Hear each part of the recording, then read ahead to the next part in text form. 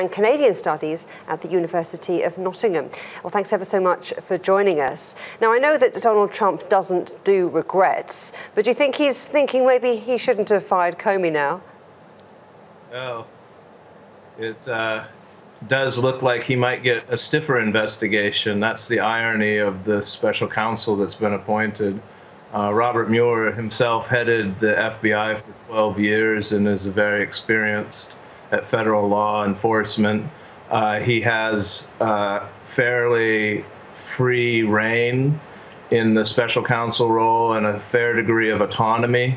And it would be very politically disastrous to try to unseat him now from this investigation. And he, by all reputation, is a tough, meticulous, firm prosecutor. He's served as a prosecutor and lawyer, and he knows his business, and he will be seeking to clear the air and get to the bottom of the events in dispute.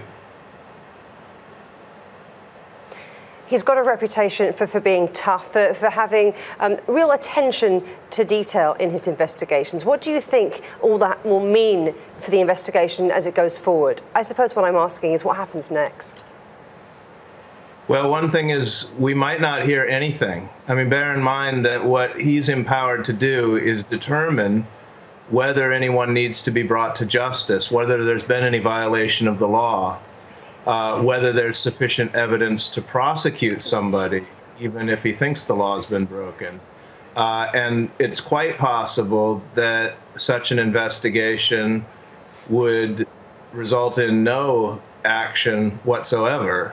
And he's not required to file a report. He's not required to make a public statement at the end of it all. On the other hand, if he finds that there was collusion between Trump campaign officials and a foreign power to meddle in the United States electoral process, you can bet that there will be prosecutions of particular individuals for their violations of the law. And so what we might see over the whole of the Trump presidency is a series of prosecutions by the Justice Department of his own campaign associates, which will be a prolonged political problem that hamstrings the effectiveness of his administration. So a prolonged problem for Donald Trump, who's already making his views on this quite clear. He's been furiously tweeting, bringing in Clinton, bringing in Obama. And just quickly, in a nutshell, what's your view on the way he's handling it? He handles almost everything, it seems, with petulance, with impulsivity, with childishness. There was just an editorial 2 days ago in the New York Times by David Brooks, who's a very respected columnist, saying, a center-right columnist, I should say, a Republican columnist in the New York Times, which is generally a liberal newspaper, but the paper of record in the United States, saying the world is being run by a child. Somebody who tweets at 6 in the morning, who decides to handle his presidency by tweet.